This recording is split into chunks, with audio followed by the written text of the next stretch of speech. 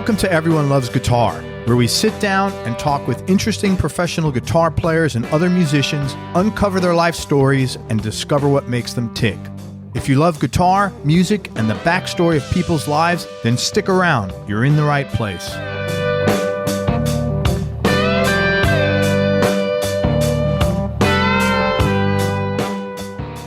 If you, like the rest of America, are looking to move down here to the Tampa Bay area in Florida and you want to work with a realtor who knows the area well, then make sure you reach out to Ann at West Florida Real Estate. Ann has sold over 350 homes here in the Bay Area over the last 6 years. She's smart, she's lived in the area for 16 years, and you won't find anyone around with a better work ethic. Reach out to her at Ann with an E at westfloridarealestate.com and let her know you heard about her here on Everyone Loves Guitar. That's Ann with an E at westfloridarealestate.com. For information on advertising, go to everyonelovesguitar.com/advertise. And if you're enjoying the show and you'd like to support it, go to everyonelovesguitar.com/support. Recording in progress. Hey, everybody, this is Craig Garber. Welcome to Everyone Loves Guitar. Really special guest, one of my all-time favorite guitar players here with Scotty Hill from Skid Row. This guy's awesome. A couple of quick announcements. I want to thank our mutual friend, Keith Nelson, for hooking us up. Keith, thanks a lot. You're the man.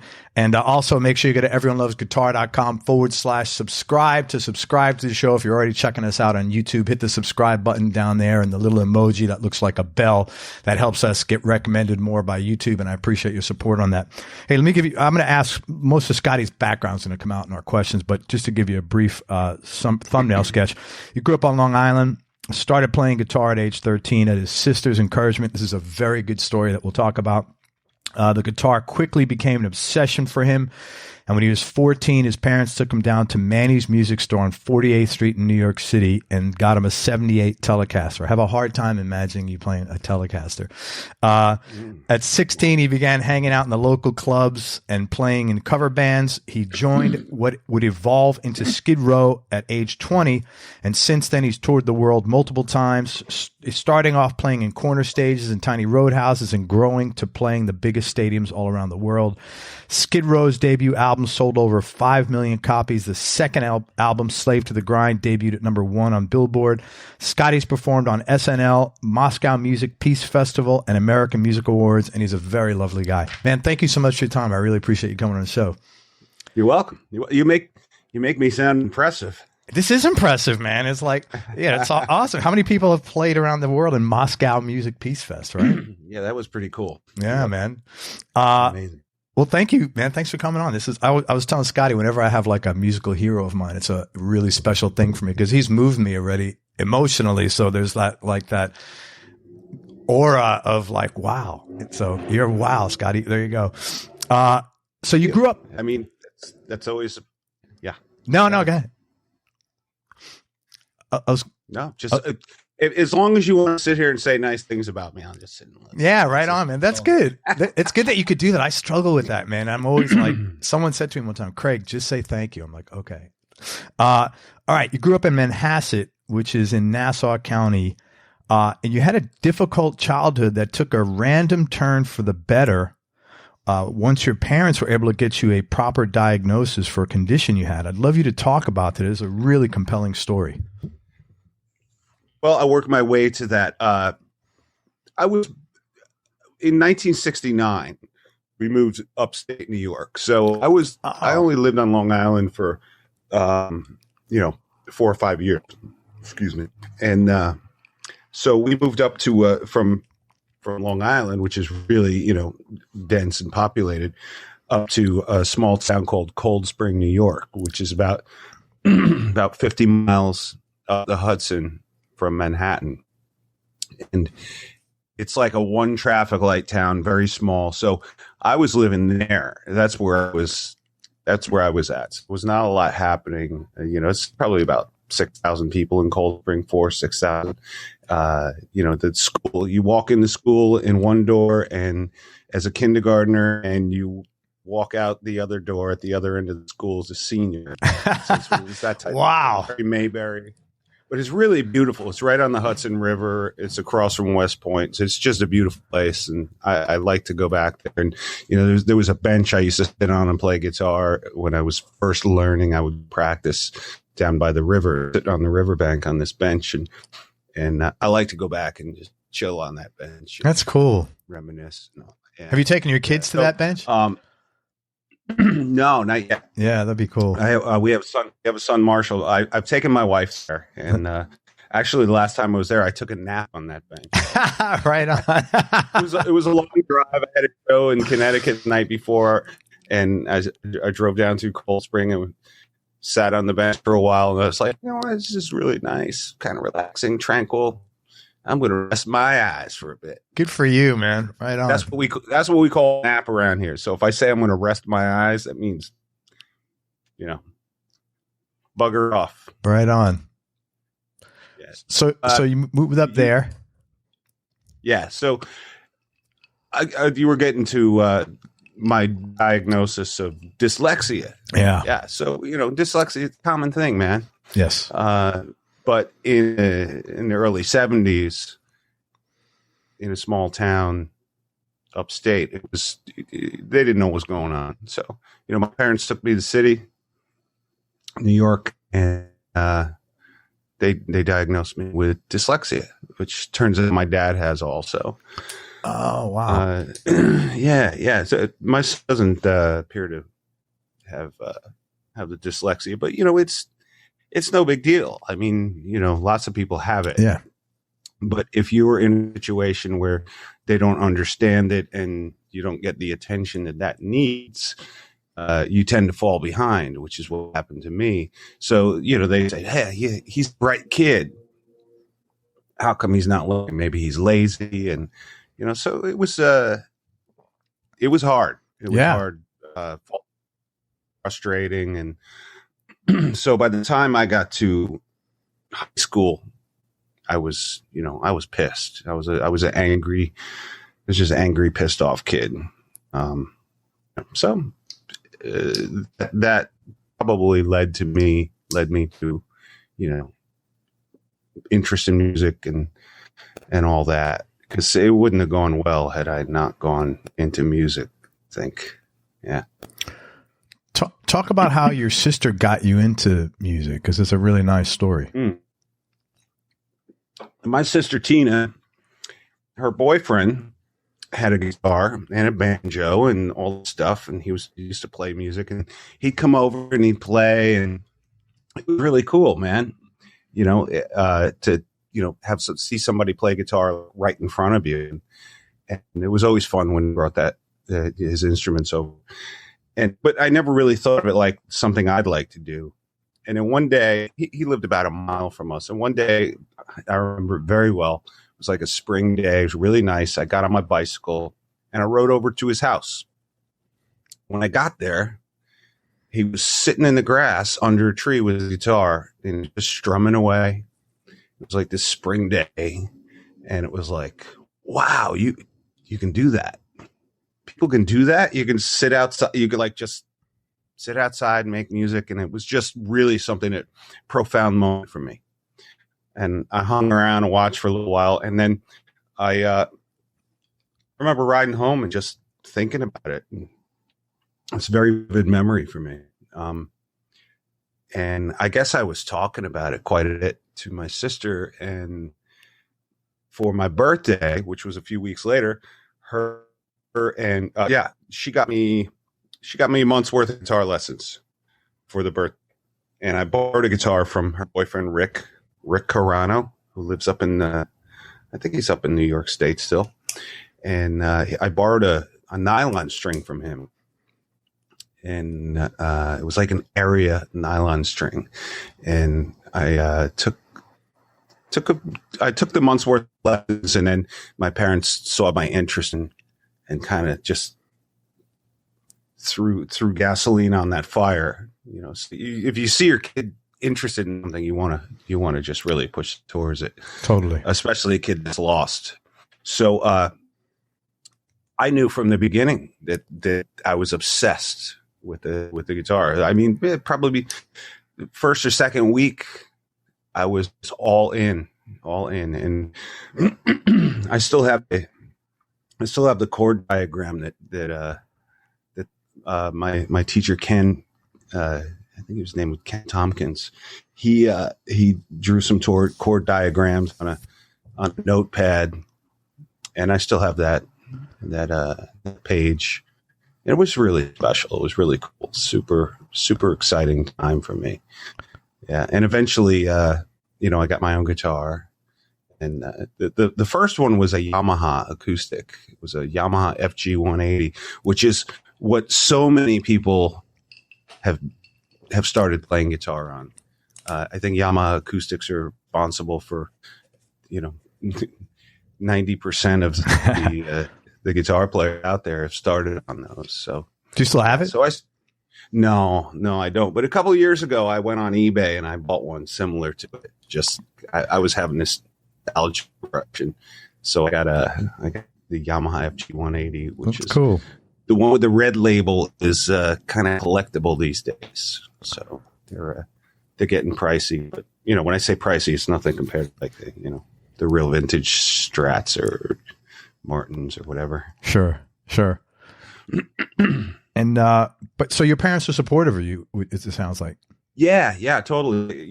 They I think it was frustrating for them with my problems in school.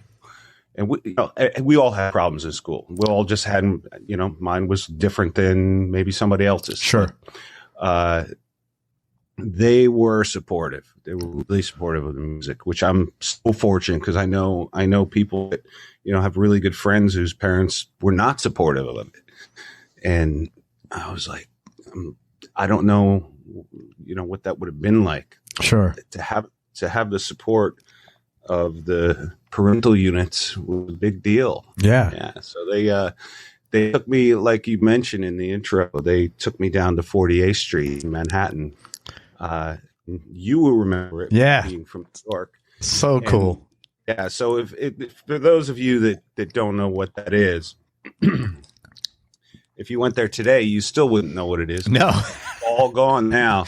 But it was a block between 6th and 7th Avenue, I think. Yeah. 48th Street, and it was all music stores, both sides of the street. First floor, second floor, even the third floor is on cases. Little tiny boutique shops up there and stuff. This is before Guitar Center or any of that. I think Sam Ash might have been around. They were, but Sam Ash was around. Oh, yeah, they got that because they're right next to Manny's. Yeah, the big store there. Manny's was like the pinnacle of 48th Street. Yeah, it was the big name shop where everybody went. You walk in Manny's, there's all these pictures on the wall signed by Jimi Hendrix and Who and everybody. All up and down the walls. And it was a special place because you walk in there and you could feel the presence of all the famous people who had shopped there. Yeah. And just walking around 48th Street at that time, you'd see studio musicians and pit musicians from the Broadway shows, and you'd see the occasional celebrity, so as a young guitar player with stars in their eyes, you're literally, looking at these guitars through glass and just dreaming about this. So it was what I'm saying. It was a special place. Yeah, real special. And but unfortunately, it's all gone now. There's no music stores left there, and the actual building that Manny's was in was torn down a few years ago. Oh, was it? Yeah. It was. If you look on my Instagram page, there's a picture there where Manny used to be, and I found a picture of what Manny's used to look like, and that's, if you swipe, you'll see that. But I took a walk over there. I was in town, and I took a walk over there, and there's a big hole in the ground. They were putting something up. So progress strikes again. Yeah, man. That's the number one, at least from the people I've interviewed, the number one thing that successful musicians have in common is parental support. Number one by far. Really? Yeah. Yeah. And then number two is like cooking. They like cooking. That's like that. Yeah. It's kind of funny. Rachel Bolin, our bass player, he's really good in the kitchen. Really good. He makes some incredible meals. Yeah, that's very common. Not so much. Not so much either. So what? So you get this Telecaster. What made you get a Telecaster? Was it just? Oh yeah. So Manny's. My parents took me down to Manny's and bought me this Fender Telecaster. And at the time, I was hanging out with Rick a lot, his sister's boyfriend. And he was turning me on to a lot of stuff like, Crosby, Stills and Nash and Neil Young and was coming from that kind of place. Jackson Brown, what else? And a lot of these guys were playing Telecasters because it was like all around type of thing. I was even into like Tom Petty and the Heartbreakers. And the Telecaster was like a consistent. And that's what I wanted to get. Yeah. And so I got this 78 Tele black pickguard, natural top, natural finish. And it was like, wow. I would leave the case next to my bed open so I could see it first thing in the morning. Cool. I'd wake up and it would be there. I was like, wow, this is so cool. Yeah. And I still love Telecasters. So you seemed a little surprised by it. I was. There's always one. There's always one nearby. There's one here. There's one there. There's always a Tele around. I love them. That's cool. Yeah, for their universal application, pretty much. They make you work for it. Yeah, they sure do. Totally. Yep, they definitely make you work for it. But they're very expressive. That's cool. Strats too. I love Strats and Teles. I like the old stuff. I like the heritage stuff. Les Pauls. I got a 335 back there. I see that. Yeah. I really love, yeah. And so when I'm not doing Skid Row stuff, I'm usually playing that kind of stuff. Sure. Martin's, like if you look behind me, there's a Strat, there's a Tele, there's a 335. There's a couple of Floyd Rose guitars back there, my Yamahas that I use in Skid Row. There's a Martin over here. There's another Martin back there.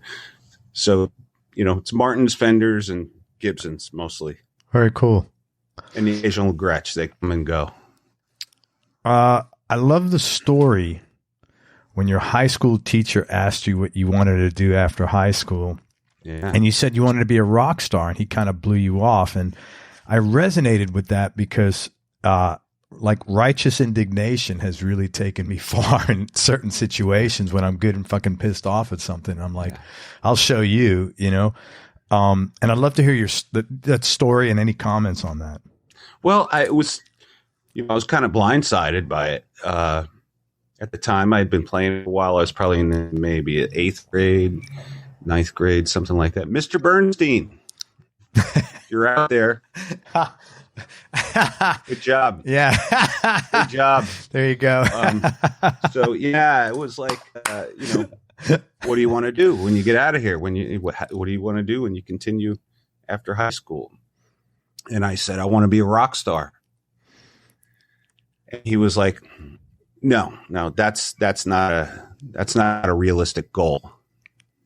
So it was just like, boom, like the piano falls out of the sky and lands on your head. It's like, yeah, really? It's not. So, I kind of was like, all right, I guess that's not a realistic goal, but I want to play. So my goal went from being a rock star to being a musician playing, 5 nights a week at clubs and bars and making a living, paying rent and doing that because I just wanted to play. So from then on, it was kind of like, I'm just gonna do this, and whatever happens, happens. But I had a drive that I had the drive that it requires to get somewhere. Yeah, in a very competitive and crooked, fucked up business. Totally. So I had that drive, and that is. And I also had the "I'll show you" thing. That is important, man. Yeah. That's like gas for the fire, man. Yeah, and it wasn't just him. It wasn't just Mr. Bernstein. It was the bullies. It was the jocks. It was the shallow people that pushed you around until they realized that you were in a band, and that was cool. And on your friend, I'm like, oh, really? This is how people are. Yeah, it's sobering. It's that learning process along the way. You're like, oh, there's people out there, and they must be nice. Yeah, I'm nice, and it wasn't always that way. And then you start to learn about them. You become a little bitter and a little jagged, and all those little things in life that point you towards rock and roll. Yeah, because although what we eventually did with Skid Row was popular, and everybody wanted to be involved in hard rock, heavy metal. When I started doing that with the other guys, we all did it because we were outcasts. It was very unpopular especially if you liked Kiss. If you were a Kiss fan, you were totally outcast and ridiculed every single day. Yeah. So, so the hard rock heavy metal thing was not popular, and I think the non-jock, non-conformist kids were drawn towards that. Yeah. And like I said, man, I was pissed off. I had other issues as well. So, by the time, I was in the 10th grade, I was like, fuck this, I'm out of here. So I bailed on high school. I was so far behind. I wasn't learning anything. I didn't learn how to read until I was in the 7th grade. My parents sent me to a private school for half a semester. They put some money together, sent me to private school. I learned how to read. It was around the time I was starting to play guitar. My mom bought me some guitar magazines, and I started reading them. That's a smart woman. That's a smart. How smart was she? Yeah. That was really clever, man. Totally. So, like I said, they threw gasoline on the fire, just like, go, dude, go do this, So that combined with the I'll show you kind of thing. Yeah. It worked out. But like I said, the goal was to play in a band and, not be a notable musician or anything like that. I just wanted to play and be as good as I could. Right. Where did that, so there's a combination of pissed off, but there's a good work ethic under that. Where did that come from? Just determination, wanting to do it. I mean, so much time spent in the car, driving places, either to see bands or to, go on auditions or concerts. When I left school at 16, I immediately jumped into the club scene and started watching bands. I had fake ID. The drinking age was 18 back then, and then they raised it to 19. But you imagine an 18-year-old, out staying out all night drinking and driving around. They're unallowed to do it. I mean, they do it. Yeah. Did you get your fake ID downtown, like at one of those arcades? I got it from my cousin. I don't know where it came from, but back then they didn't even have a picture on it. It was just like a piece of blue paper with, and people would like erase a number and just, some door guy. This one place I used to go to a lot. It was up in Middletown, New York. It was called Rumors, and they got all the circuit bands through there. And the guy at the door, his name was Cliff. And Cliff, after a while, Cliff would just wave me through. Right. My cousin Gary and I would go up there and see the bands, and we would see all the tri-state area circuit bands. White Tiger, Phantom's Opera, Twisted Sister, of course. Yeah, they were a club band. People would line up in the afternoon. It was quite the sight to see. I remember seeing Metallica when they first came to the East Coast. They came through there. It was 30 people in the place. Wow. Yeah. And I had never heard of them. My friend was like, you got to check these guys. My friend was into really heavy music stuff I never heard of. So we went there. I didn't understand it. I didn't get it. It took me a while to figure out what was going on there. Yeah. Never heard anything that fast or that heavy before. Sure. And I can't say I liked it at the time. I was like, it's not for me. I felt the same way when I first heard it, to be honest with you. Yeah. Yeah. But I mean, it was really ahead of its time. Yeah. Just way ahead of its time. And time caught up. Yeah. So, it's been a lot of times in those bars. I mean, a couple nights a week. Yeah. Working regular, house painting and warehouse work and stuff like that. And then spending the money at night to get into a bar and drink underage and stand in front of a guitar player and watch what he does. And that was like your mentorship. It was my music school. Yeah. Because these guys were pros. They were doing what I wanted to do. They were driving around the tri-state area every night, setting up their gear and playing. And there was one guitar player in particular who caught my eye, a guy named Mark Hitt. Yeah, I had Mark on the show here. Yeah, I know. He played with, Mark was on? Yeah. Oh, I didn't see that. Oh, I gotta hear that. Yeah, he played with what the hell? I can't. John Entwistle. But he played. Who is the tri-state band that he played with? Rat Race Choir. Yeah, right. Yeah. So Mark Hitt played with a band called Rat Race Choir. Yeah. They're kind of like a prog type of band. They did like Jethro Tull. They did a Zeppelin set. They used to do like UK and stuff like that. And Mark played a 335, and that's why. Well, he played a 345 or 55, whatever. It was the one like that with the block inlays. But that is the reason. That's why you have it. Mark Hitt is the reason why I have that. That's so funny. That guitar is signed by Mark Hitt. Is it really? I had him sign it because he became my hero. He became my guitar hero. Dude, I'll hook you guys up. All right, let me just write this down. I got to know him. Okay, cool. So good. We have become friends, and back then I was scared to death to talk to him. I couldn't speak to any of these guys. I just to me they were gods. Yeah. So I would stand in front of Mark Hitt, and they would come up every Wednesday and they would play. At this time, I was living in Middletown, New York, and they would come up and play every Wednesday, and I would be there, rain, shine, snow, whatever. And I would stand in front of him with my big trench coat, and I would just watch. And some nights I would just get so bummed out. I'd be like, I'm never going to be that good, and I'm still not that good. But that's not the point. The point is that guy was such an influence on me. That's so cool. It was like, if you go watch Eddie Van Halen and stand in front of him, study what he does. And that high watt was blowing in my face, just parting my hair. It was the best. And I got the best memory of watching him. And there's some old Rat Race Choir videos on YouTube from around 1981, which was the time I was going to see them. And they were a great band, just a great band.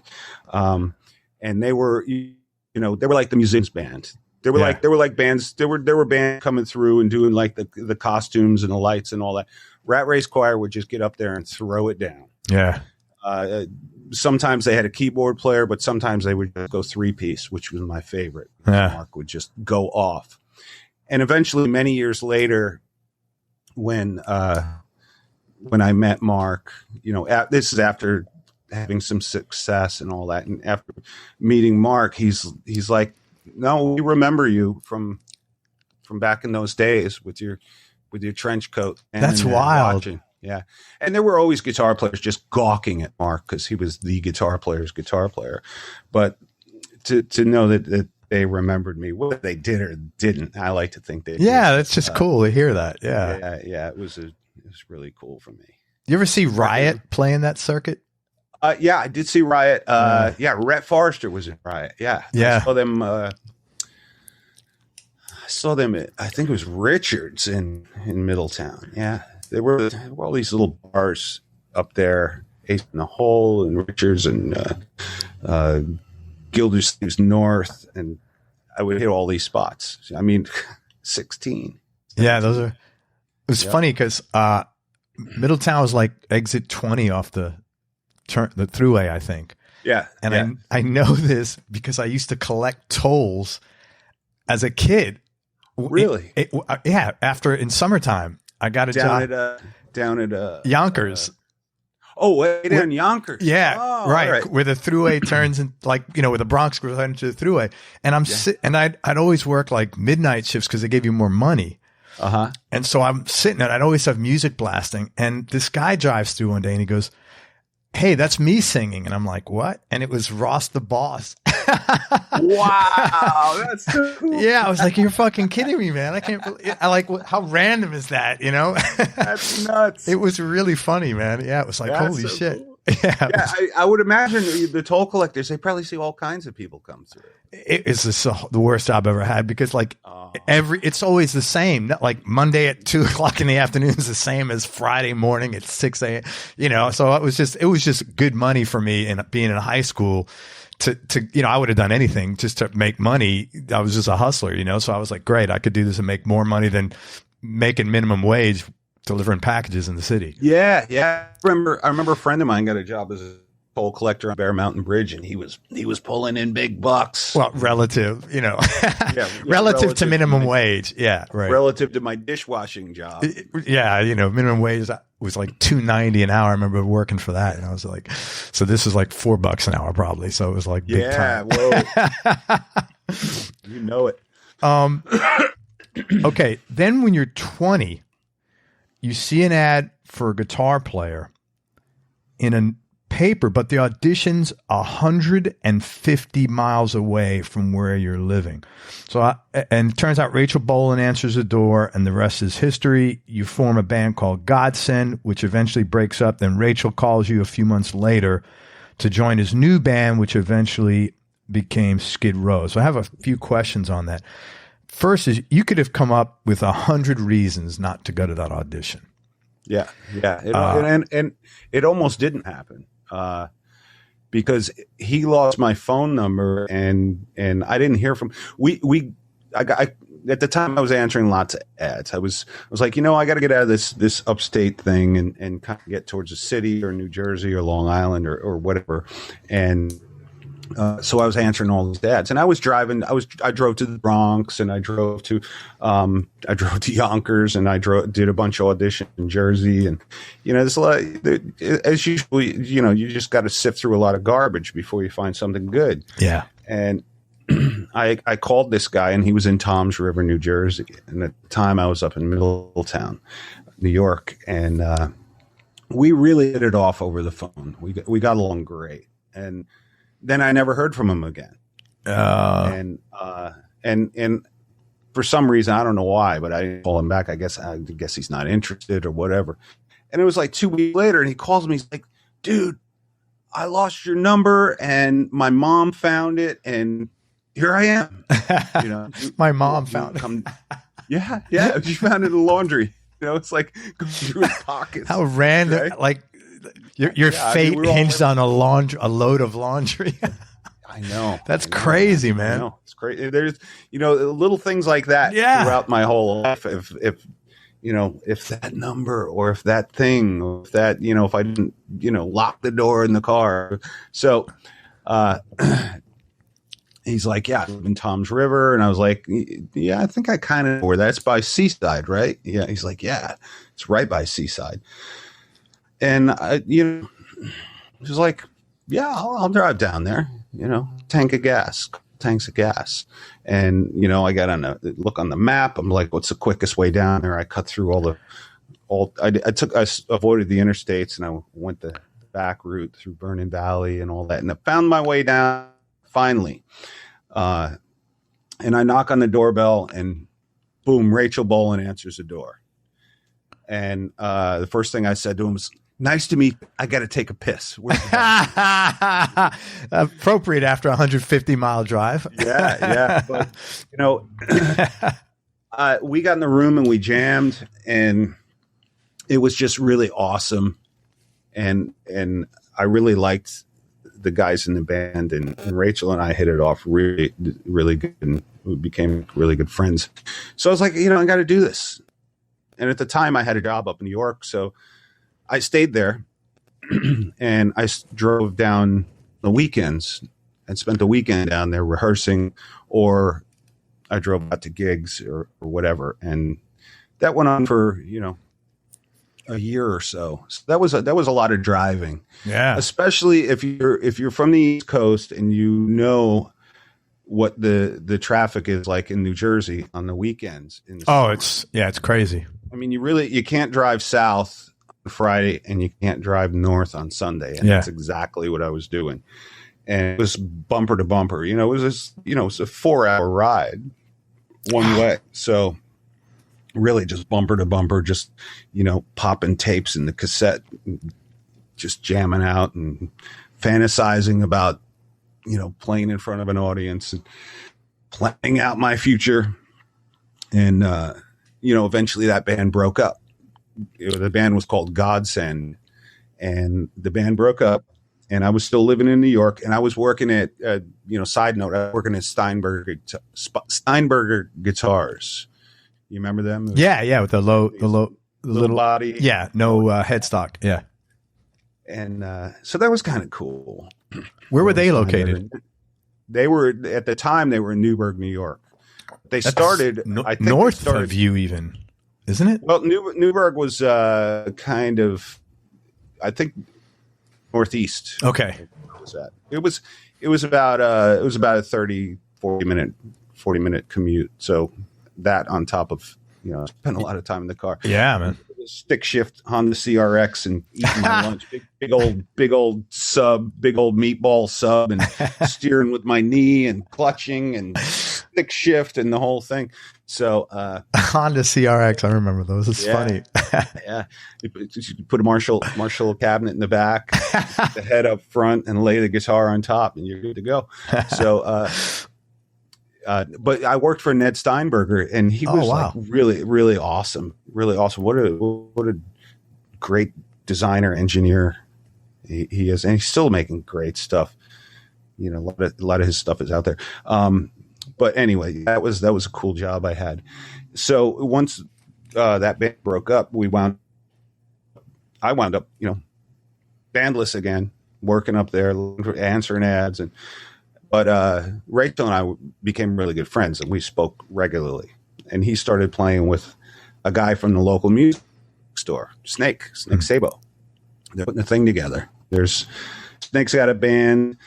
Rachel kind of teams up with him, and they start retooling the band. And they give it a name. They call it Skid Row. And Rachel's like, I don't think the guy we have in the band right now is going to be here much longer, so stand by. I'll get you an audition. And he did, and I got the audition, and I got the gig. That's so cool. Yeah, it was, and I was very excited about it. I really wanted to be in a band with Rachel again. I was an acquaintance with Snake. I knew him from the music store, Garden State Music, where I eventually got a job. He got me a job, and I was working there. So that meant, I'm going to kind of just move myself down to New Jersey. So I kind of set up shop on a couch in Rachel's parents' basement, and they were good to me. That's awesome, man. They put me up. Yeah. So that was the beginning of Skid Row for me. So let me ask you. You mentioned a few minutes ago, like your fate was. If you had used, if Rachel had written your number on a shittier piece of paper or a tissue instead of we wouldn't be having this conversation, or we might not be having this conversation. How do you look at things like that? Like when you look back over your life, if you even look or think about these things, do you look at it as like serendipity or the universe or some higher power stuff? If you even think about things like that, how do you frame that for yourself? It's just like water going down a mountainside. Some of it goes over here, some of it goes over there. It finds its own way and just finds its way. I don't spend a lot of time thinking about it. I don't like to think too much in the past, or spend time thinking about things like that. But it's just a natural path, the way things go. Right. You know, it's like life and death. You know, people don't wake up in the morning with the intention of getting hit by a bus, right. or they don't wake up in the morning with the intention of hitting the lottery. Sure, things just happen. Interesting. So, yeah. I like what you said. You said you don't spend a lot of time thinking about the past. Have you always been like that? That's really like healthy. No. Yeah, I haven't always been this healthy. So how did you, all right, so if you're cool talking about it, how did you transition from like getting the chip off your shoulder to? Oh, it's still there. The chip's still there. No, but it's used for good now, I would imagine. Yes. Yeah. Right. Okay. Yeah. So how did you had to make a conscious decision at some point to say, you know what, some version of the conversation of I'm a bit of an asshole and I need to fix this for my best interest and everybody else's around me. And I need to not look at the past because it's irrelevant. How did if you're comfortable or to whatever extent? Yeah, sure. I mean, how did that come about? You know, I'm recovering alcoholic. Awesome. Addict. So I spent many years just, I would consider wasting time sitting in a bar, just drinking, you know, basically pouring alcohol into the holes of my life. Sure. You know, the answer to happiness is not success or money or any of that. There's so much more to it. It's really complicated. But people are like, oh, what's it got to be sad about or depressed about or whatever? It's got nothing to do with, you know, how much money you have or how many records you've sold. If you haven't sold any records, you believe that is the answer. Yeah. But it's not the answer. So when you carry around baggage, you really you find a way. It's Novocaine. Yeah. You know? The substances, the booze, it's all Novocaine. It's all to just make those things go away that haunt you. Those haunting memories or traumas, you know, childhood trauma and things like that. So, and you get that swallows you up. Mm-hmm. You know, you're just in this complete cycle that develops over time. You know, what winds up fun eventually is not as much fun, and what feels good becomes a maintenance program. It doesn't feel good anymore, but it needs to be there. You got to, you know, maintaining some sort of shield from whatever it is that haunts the particular subject. So I was just self-medicating, Novocaine, all that. So, and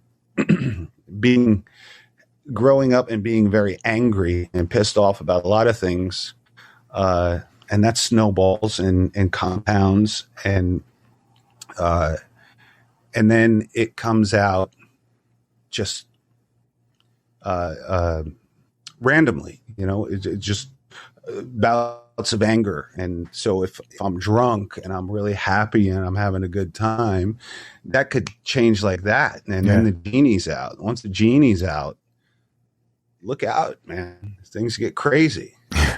Very unpleasant. A lot of shame. You know, a lot of days I woke up and feeling like, wow, I can't believe I did that last night. Or wake up feeling fine and somebody calls me and says, you know what you did last night? Yeah. Like, huh? I did that. And the shame is just, makes it even worse. Right. And then you dive deeper into that, you know, that pit. So at one point, when my wife was pregnant with our son, I was sitting, we were living in Florida at the time, and I was sitting there, you know, and I was drunk, and I had a bottle, and I had, you know, I had a big bong. I remember this moment. I had a big bong sitting next to me, and I had a cigarette in my hand, and my wife's in the house. She's pregnant. And I'm like, what do I begin? Yeah. How do I fix this? Where do I begin? Which problem do I address? Yeah, I mean, I don't have enough hands for all this stuff. And now, so first I quit smoking cigarettes, which is, I mean, I tried for years. If I had all the packs of cigarettes, I threw out the car window saying, "Fuck this, I'm not smoking anymore." Just pull over at the next rest area and buy another pack. Right. I mean, I would just chain smoke in the car, and then it gets sores in your mouth, and that was the first thing I gave up. And which is tough because usually when you get sober, it's a very common thing. I mean, you go to meetings, everybody's outside smoking.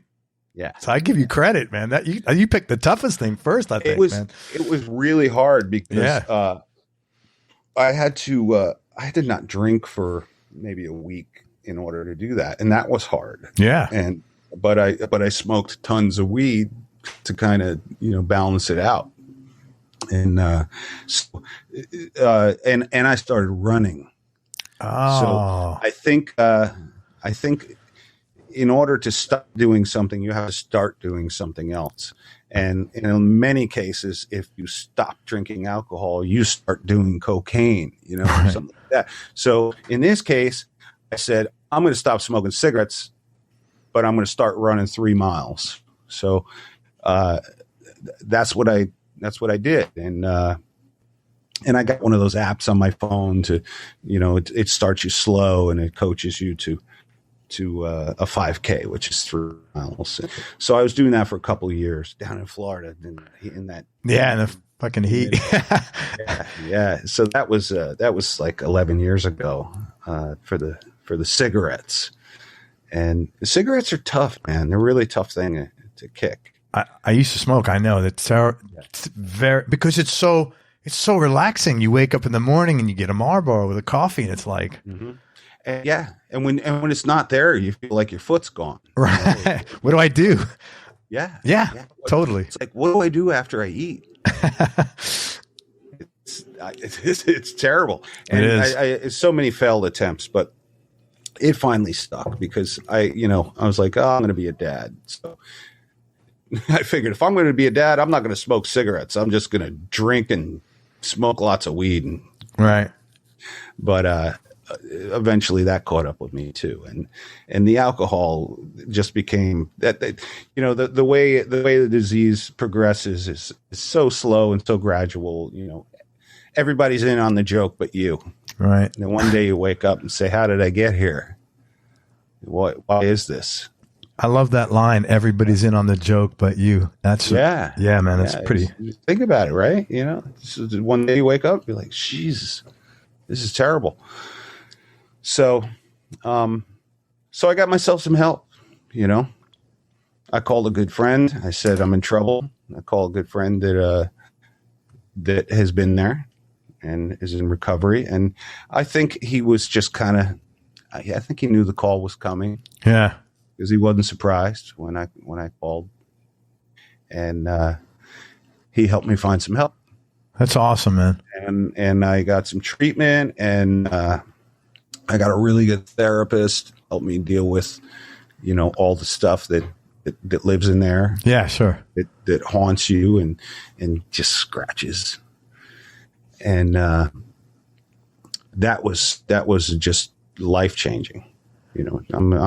I'm a different person now. I'm still kind of angry, but things bounce off of me.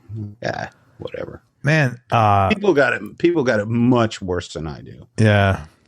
So there's no pity party or anything like that. I'm just grateful that I made it through. And I still live with the shame of a lot of acting out I did. Man, first of all, thank you and congratulations on your sobriety. And I'm really happy for you. And thank you it was really kind of you to share that story. There you go, man. Have you ever checked? I'm sure this is familiar. Do you know this? No, I don't know that. I went through this program 2 years ago. Changed my life. I'll look at it. Let me tell you, it's ACOA, Adult Children of Alcoholics and Dysfunctional Families. I've been to all kinds of self-development, self-help therapy. This book, I mean, I'm so grateful that a buddy of mine turned me on to it. It has just so, to the point where at Thanksgiving, when I have 3 kids and they all come over with their girlfriends, boyfriends, and my wife always puts out a thank you, like a journal, like what are you grateful for this Thanksgiving? Oh yeah, cool. And I always fill it out last because whatever. And I read hers and it said, "I'm so grateful Craig worked that program." Nice. And I was, yeah, great, dude, I was like, but I'm just as great. Yeah, right. But I was so happy because, you know, she's made me, you know, she's inspired. She's the reason I wanted to be a better person. You know, like you said, I was getting ready to have a kid and it's like, something's got to trigger you or something's got to hit bottom or something, as you know. And she was always been my trigger and I didn't have the tools. Yeah. Yeah. And I totally relate to you when you said something about, you put up this, you know, the don't come in the wall. Mm-hmm. And at a certain point in time, that's healthy because that's a survival mechanism. It's all survival mechanism. Yeah. But nobody tells you, hey man, you're out of that situation. You can let the wall down now. You just still, yeah, right. You know, and you're still like, you know, fighting everybody and it fucks you up. And it's like talking about it. Just talking helps. You know, you talk about your wife. My wife is just, she's the greatest thing that ever happened to me. Yeah. And I'm so happy that she stuck around. Yeah. Because a lot of people wouldn't have. Yeah. It just, you know, when it really came to the end, it was very ugly, you know, but she stuck around through it. And, yeah, you have to talk about these things. You have to be open about them because somebody's watching this and you know who you are. Absolutely, man. Who this is resonating with. Because I used to watch things like this or hear people talk. I was in and out of AA for many years and you know, you hear somebody say these type of things and inside of your head, you're like, yeah, that could be me. That sounds like me. That's not, but you know, everything's fine. I'm gonna go to the bar. You know, I had my seat at the bar. It had my initials I carved my initials with a knife in the bar. It's like, that's my spot. Yeah. Anyway, but it's, and talking about it. And, you know, I had a great therapist. Yeah. You know, people like, oh, fuck you. Wake up. How do you not go to therapy? How do you get through life and be 50 something and not go to therapy? Seriously, I'm like, I know. I mean, maybe you know, if you had a charmed parenthood, you're born in third base. I don't know, man. I don't know. Even still, how do you get through life without seeing a therapist once? I started therapy probably preteen. Yeah. I started when I was in my early 20s. Yeah, but parents brought me in. It's like, what's up with this kid? He's breaking shit. So, and I've been in and out like a good portion of my life. But it wasn't until I met this guy that it really all clicked for me. Everything fell into place. Because there's just like anything, there are people who are technically qualified for the job who fucking suck. Totally. Horrible. Yeah. And I've seen some of those, a few good ones, but this guy, the ultimate, you know. It's awesome. He specializes in childhood trauma. He specializes in addiction, and he's had high profile clients. And you know, he's been in the music business. He's retired. Well, not retired, but he quit the music business. And he's be an A&R guy. So it's like, okay. I mean, it's all, he gets it. He gets gets all that stuff. So we're, guy who's got a practice who, he just handles the local corporate people or housewife or whatever, cannot really relate to where I'm coming from. It has not been a practical or, normal life by any means. Sure. Anywhere. Yeah. I totally get that. Well, man, I'm so happy for you, man. Thank you for sharing that. It was really cool. And people are listening. I have had people email me, like, and it's really rewarding. And they say, I was struggling and I listened to so-and-so, because a lot of people talk about sobriety, and I wish everybody would talk about it, because the shit that's in these programs, this is what they should be teaching in school. Yeah. I mean, seriously, learning, fucking European history from the 1600s is not going to help you. Yeah. Learning how to deal with people and how to get fucking coping skills and how to communicate and deal with pain, that's going to make you a better person, man. Yeah, man. Yep. So thanks for bringing that up. It's really cool. Really quickly. There's a movie, The Shawshank Redemption. One of my favorites. My favorite movie. It's my favorite movie by miles. It's just a metaphor for so many things, and just my little thing that I tell myself is get busy living. Yeah, get busy living or get busy dying. Get busy living. That's a great movie. I used to have a photo of it in my office years ago. I love that movie. Best. Yeah, it's the best. I mean, I've seen it so many times. It's you get it. And people are like, oh yeah, that movie, and it really gotten me through things. Scotty, tell me the top 3 musical experiences you've had and what made them so fun or so memorable. Oh man. I think recording Slave to the Grind, or Skid Row's second record, that was probably one of my top musical experiences. We're coming off a lot of success from our first debut record, a long tour. It was, I believe, February, and we took everything and went to Fort Lauderdale.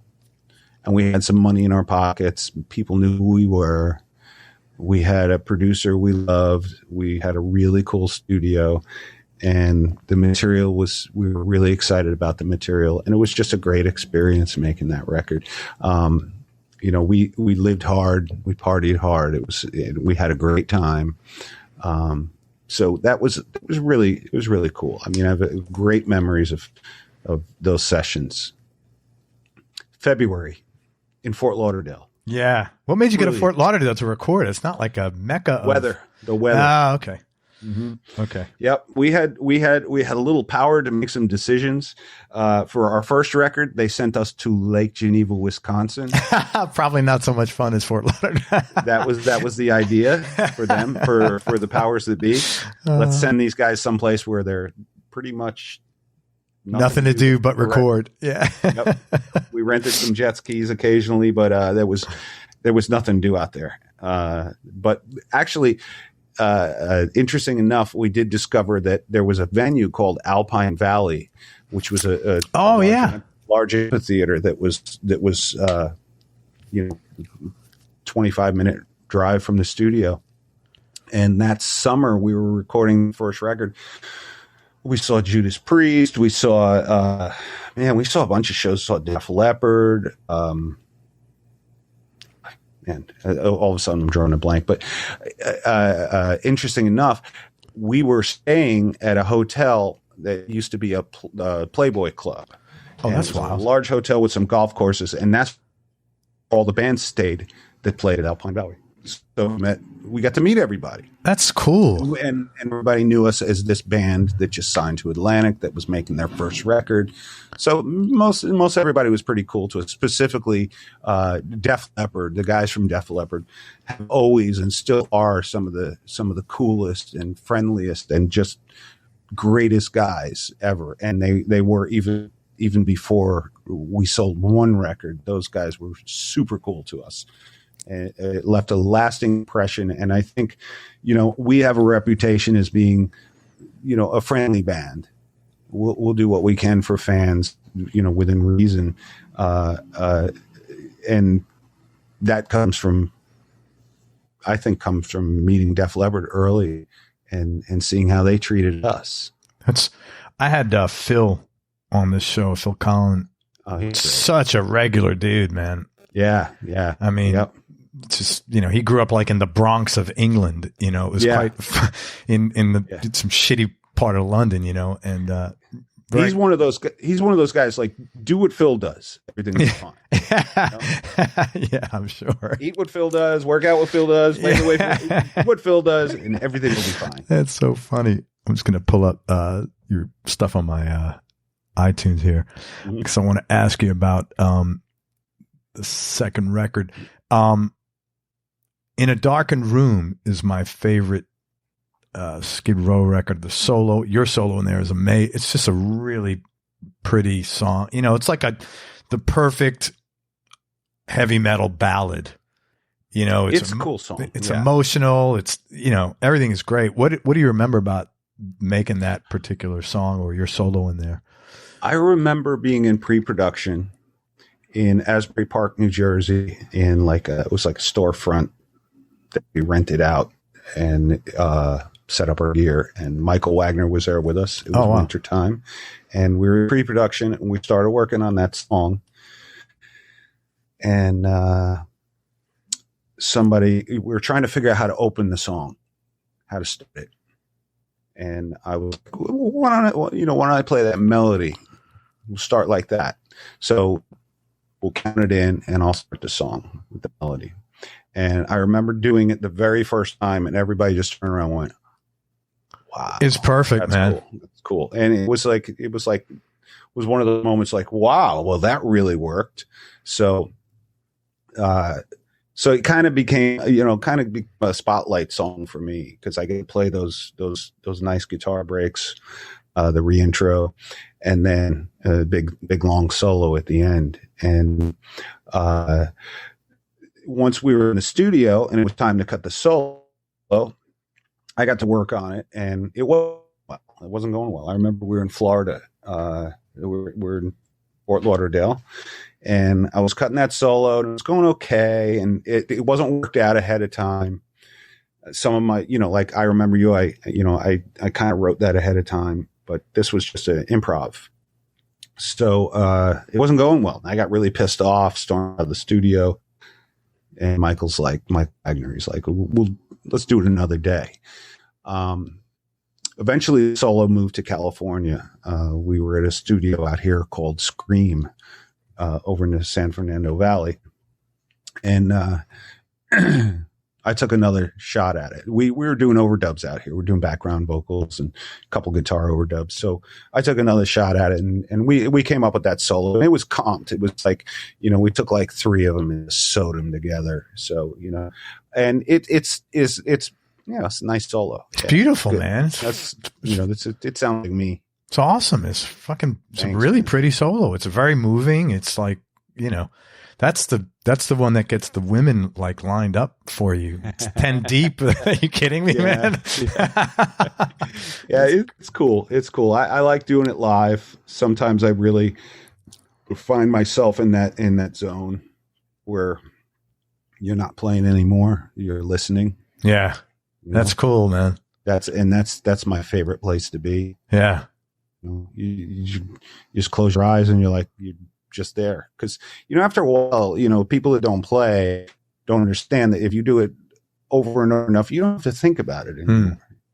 But like when I play a Skid Row set, I'm not thinking about what the next chord is. Yeah. And sometimes I'm thinking about shit that's like, I haven't done my laundry in a week. But there's also that place where, you're not playing anymore. You're listening. Yeah. You become, you're just listening to what's happening. And that's a good place to be. Coming through you. Yeah. It's really awesome. I remember when that started happening. When did that start? How long were you playing when that started happening? That probably started happening in the last maybe 15 years. I started feeling different while I was playing. Well, getting sober probably had to impact that. It started happening while I was still pretty active. Interesting. At that time, I was smoking tons of weed, lots of weed, and I loved being stoned. So that's when that started happening, but it still happens now. So it wasn't like it was just maybe something that manifested through that. I don't know. But I always believed I was a better player when I was high. And I do realize now that certainly was not true. definitely not true. I hear that a lot, that it's a big fear. Like, holy shit, the first time I'm sober and I'm playing, and I understand that's gotta be like intimidating. Well, it's not, getting in front of an audience, that was something completely different. I'm just talking about the actual performance, the actual music that's coming out of you. I thought it was much more creative and better, which it was not. You just believe it is because it's probably more fun, right? And feels more creative and creates more, that cosmos in your head. But I'm definitely a better player without all that stuff. Right. And I quit alcohol before I quit weed. And so I wasn't playing drunk. Right. And playing drunk is just, it's just a mess. And I've done it so much, and there's so many videos out there, and it's shameful. But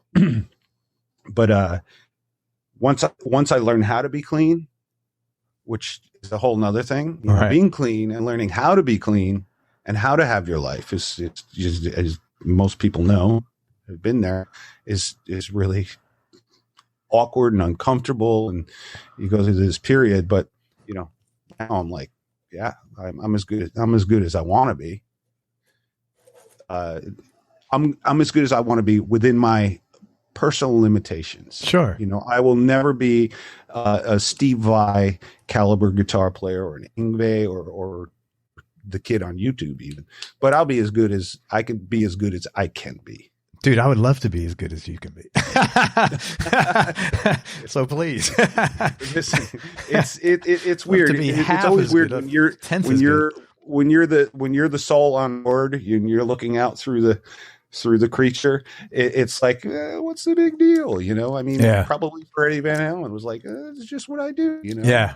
When I hear myself play guitar, it sounds like the first time you spoke into a tape recorder. I'm like, oh, really? Yeah, it's weird. Yeah, that's interesting. It's not the most rewarding experience.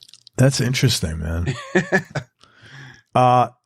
Okay, top 3 musical experiences: recording "Slave to the Grind." Mm-hmm. Again, just knee-jerk reaction. What would you say is number 2? Well, it's not a musical experience, but playing on Saturday Night Live was one of the highlights of my career. It's like, I was watching that when I was a kid. I can remember, staying up till 11:30. Yeah, watching until the end. It's amazing. I mean, John Belushi was still on there. He's like all those original players were still on there, and and I always thought it would be awesome to be in that band. I mean, in the SNL band. Yeah. Like doing something like that was like kind of like a dream for me when I was a kid. Living in New York and going to Studio 8H and supporting all those great people that were coming through the play. But being on that show was it was a crazy experience, because when you do it, you go up there all week for rehearsals. So it's an ongoing experience. It's not you just go that night and play. You go for the rehearsals and you meet everybody. I remember Kiefer Sutherland was the host when we played. Oh, that's cool. And we got to mix with him and Chris Rock and Adam Sandler and so awesome, man. And then the excitement of the day. Well, you being a New York guy too, there's an extra mojo in that, man. Yeah. I mean, New York City is just, to me, it's the center of the universe. Yeah, it's so cool. Everything revolves around New York City. Yeah. And now to some extent for me, Tokyo, because my wife and we go there all the time, and I spend a lot of time in Tokyo, and it's got that same energy that New York has. And I live in Los Angeles, and I like it. I really do like it here, but I don't live here because this is where show business is. I live here because it's easy to get to Japan. Right. So, pretty much. And, and there's a Japanese grocery store around the corner. Very cool. But New York is the place to be. So being Saturday Night Live, which is New York, is incredible experience. And they do before they do the actual live, they do a dress rehearsal. So they do the whole show twice in the same day. And so you get to do it twice. And it was just really cool. And, we've always been what I consider, we shine in the live situation. So we're a live band. How was the party? The after party had to be pretty cool. It was great. Cool, right? It was great. It was I don't remember where it was, but it was some fancy restaurant. And there's always paparazzi outside and autograph seekers. You really feel like a star when it's all the trimmings. They send limos for you, and there's people downstairs that want you stand outside that little marquee that says, NBC studio. Sure. Sign autographs, and you're like, wow, I'm the shit. That's so funny, man. Yeah, it's really cool. That's good. It's a good experience. And I think we had a good performance. I think we did well. I'm going to go back and watch it. It's hard to find. Is it? It gets taken down from YouTube all the time. I wonder why. People are always looking for it. I don't know. NBC is like, right. They're really tight with that stuff. And what would be a third one? I had the opportunity, very unique opportunity, to jam with Donald Duck Dunn. Oh shit! The bass player. Yeah, in a private situation, and a good friend of mine who's a singer, who was very good friends with Duck, called me up and said, "You want to come over for a jam with Duck?" I was like, yeah. Wow. I'd met him a few times, and we used to party a lot together, and because he lived in Florida also. Okay. And I went over to my friend's house, and I saw Duck, and we set up our gear, and we had another friend there playing drums. And we sat around for a couple hours just throwing it down, just playing blues jams and all this stuff. And for those who may not know who Donald Duck Dunn was, he was part of the whole Memphis scene. I mean, he played with everybody from Elvis to right on up and he was a sideman for Eric Clapton, Neil Young. You would know him from Blues Brothers band. Booker T. He's a bass player for the Blues Brothers, and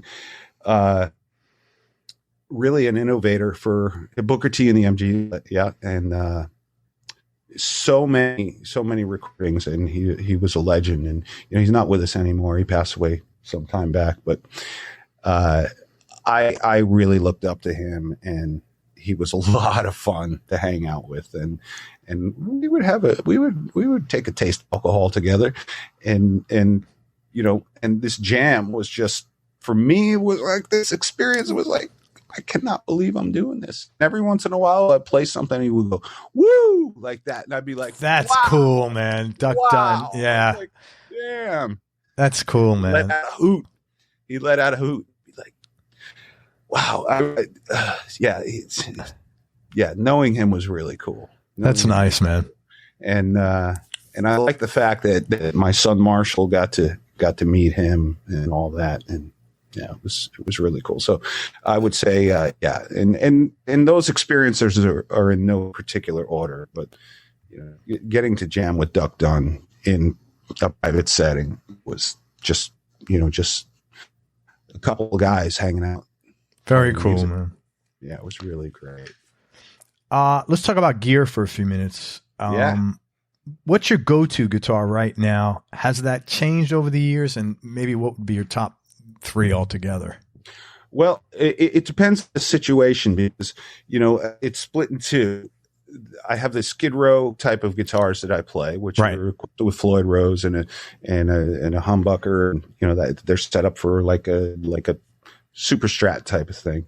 And then there's like the guitars that I play for my own enjoyment or my own music at home. So I'll start with that. That would be the go-to guitar, would be my 56 Tele, which is sitting right behind me back here. Is that the one with the worn neck? Yeah, man. Can you pull that out? That looks like so properly worn. It's awesome. Wow. Okay. Oh man, how cool. It's worn all over, man. Like, so cool. your neck is so worn. It looks like it's not a rosewood fretboard, is it? No, it's maple. Maple, but it's so worn. It almost looks like rosewood. That's cool as shit, man. It's a 56. It's been refretted, but aside from that, it's all original. It's got jumbo frets on it, and it really gives you something to hold on to. And beautiful. It's a wonderful guitar. I love it. So if I had to grab one on my way out the door in a fire, it would be That's it. Right on, man. Yeah. So that's always my go-to. But like I mentioned earlier, that 335 sounds incredible. What year is that? It's about 2000, I think. I finally had I always wanted one because Mark Hitt played one, and I finally got it back then. It was we did a Snake Rage. I did a side project called Ozone Monday, and that was my main guitar for Ozone Monday. And at the time I had different pickups in it, and I recently had there's a guy named Joel Wilkins. He wanted me JR Restoration. He wanted me these. I asked him for something specific for my 335, and he nailed it. They sound so good. They're like PAF kind of? Really, really great tone. So I've been using that on some of my stuff. My Les Paul R9. We got this, my R9. It's a beautiful guitar, man. Yeah, it's got a nice top on it. Really, really pretty. It's got a big old fat neck, which I used to not like at all, but I really like a lot now.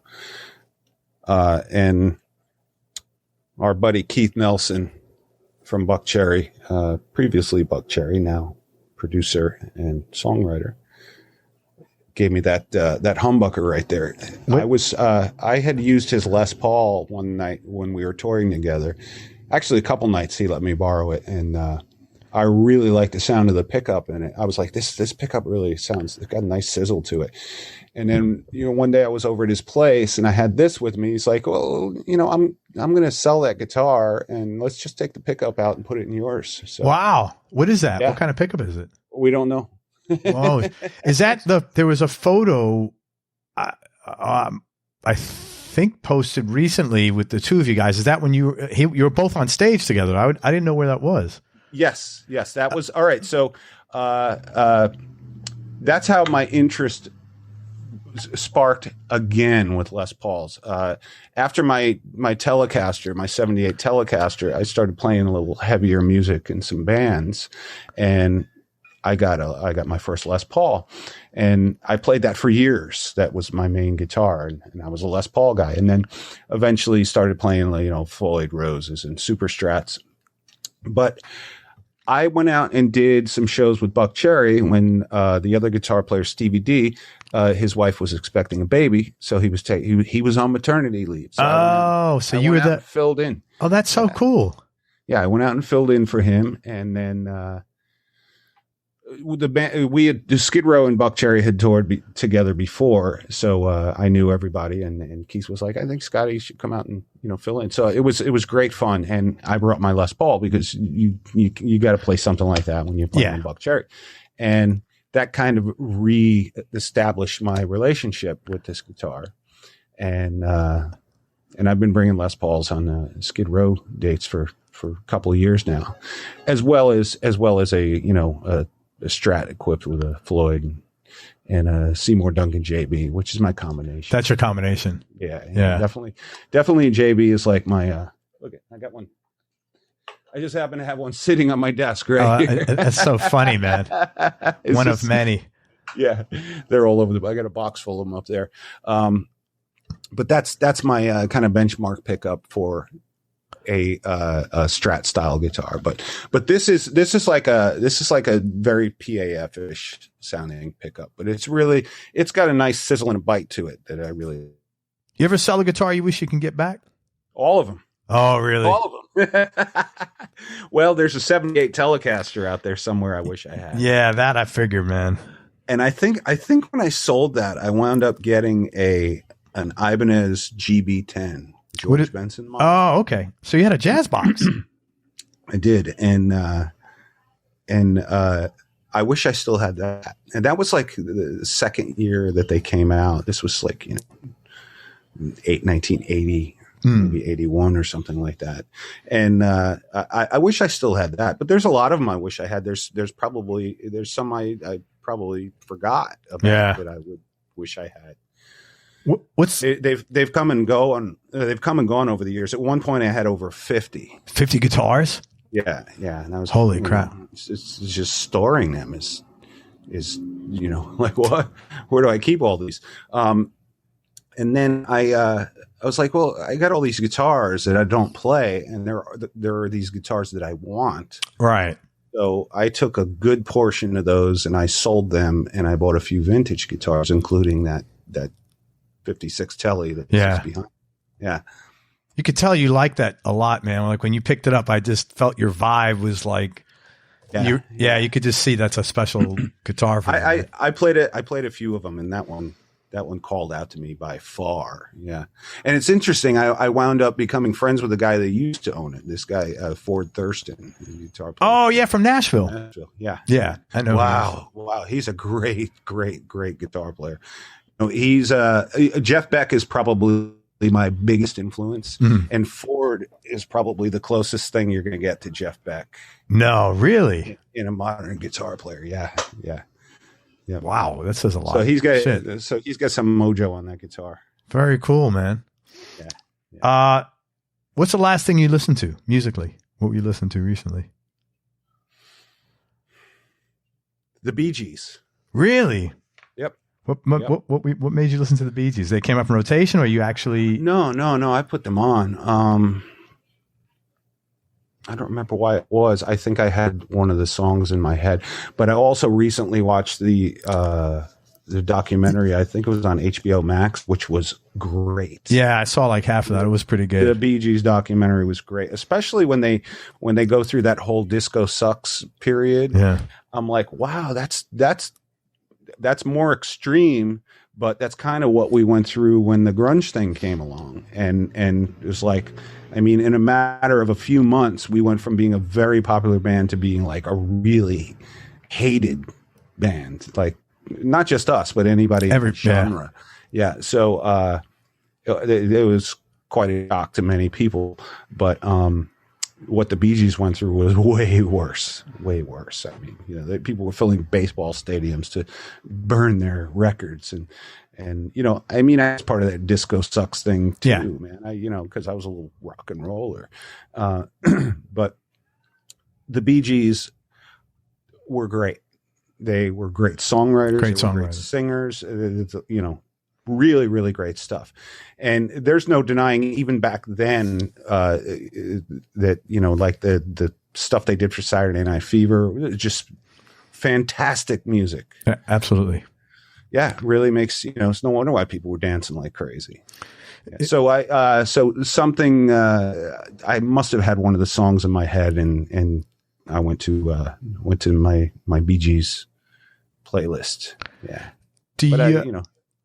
So what did you guys do when that happened? Because I've had, Steve Hunter from Alice Cooper's band.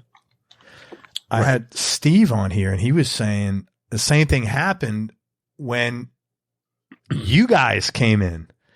Because he said, like, I was killing it, and I'm playing in the studio with Aerosmith, and I think it was 1970, January 1st, or 1980, January 1st, the phone stopped ringing, and it didn't ring for 10 years. Mm-hmm. I mean, literally. And this is a guy who was, on top of the world. Most of these bands were influenced by Alice Cooper band, Yeah. How did you weather the storm? Like, how did you even react? Or like, I couldn't. We all went down into a fallout shelter and shut the door. Yeah. Yeah. No, well, at that point, there was a lot of tension in Skid Row. It's well documented that, the Sebastian and the rest of the band did not get along. So the popularity was gone. It wasn't raining money. So we're like, let's just all go home for a while. Okay. And we did. And when we got back together, we did it with a different lineup. But for a few years, it was I just stayed home.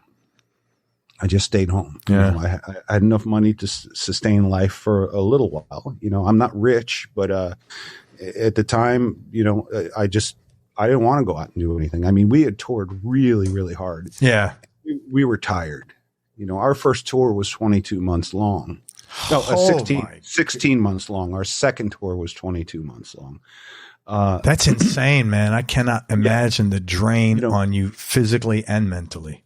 You come home, you come home on Christmas Eve, you leave a few days later, and then, that's it basically. You're on a bus or a plane or in some sort of transit. So when that all happened and the popularity went away, I just didn't do anything. I partied, hung out with my friends and stuff, but I pretty much did it all from home. If I went out and somebody asked me what band I was in, I wouldn't tell them. Really? Yeah, I wouldn't tell them. Wow. Yeah, because it was, nobody wanted to hear it. So you just totally withdrew. Yeah. Yeah.